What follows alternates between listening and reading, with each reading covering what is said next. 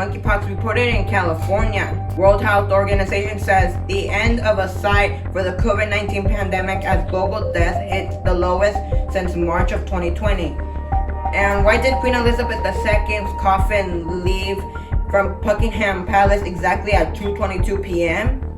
That's the story. We start off with. I'm Anthony Martinez, and this is a developing story. Queen Elizabeth II passed away last week, as we first reported after the news came out.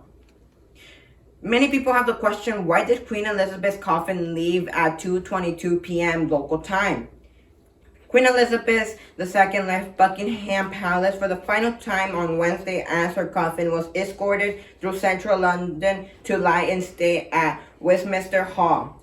The reason her coffin left at 2:22 p.m. is that the procession left the palace at the time so that the coffin would arrive at Westminster Hall, where the Queen will lie in state until her funeral on Monday at 3 p.m. Historian and Wall Street Journal Amanda Foreman told CBS News the time 3 p.m. wasn't itself significant, but leaving at 2:22 p.m. was the kicker, Amanda said.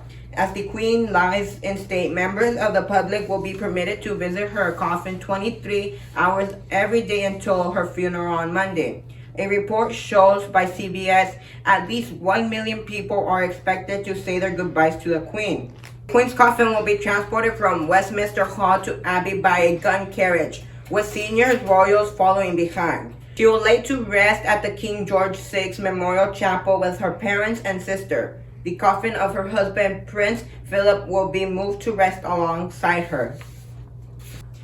The Queen Elizabeth II's funeral will take place in Westminster Abbey on Monday. And now for the coronavirus update. The coronavirus could be coming to the end, meaning the pandemic, after 2 years since it started in March of 2020. New weekly deaths reached their lowest point last week since March of 2020. The World Health Organization recorded around 11,000 deaths globally from the week of September 5th to the 11th, and 22% decrease from the week prior. New weekly cases also fell 28% in the time, from nearly 4.2 million during the week of August 29th to September 4th. To around 3.1 million last week, according to the World Health Organization. We have never been in a better position to end the pandemic, the World Health Organization director said.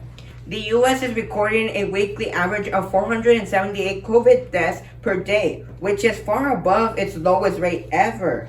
Warning on Wednesday that more countries might see more variants, more death, and more disruption, and more uncertainty.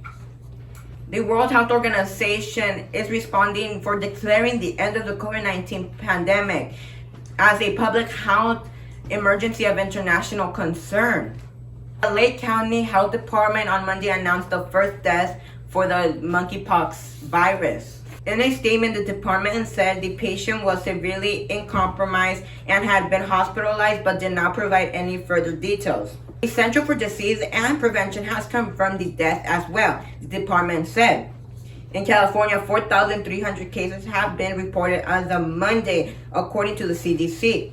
At least 1,800 of those cases were from the LA County from September 9th. Outside of the U.S., at least 8 of confirmed deaths of the monkeypox have been recorded in countries where the virus isn't that big.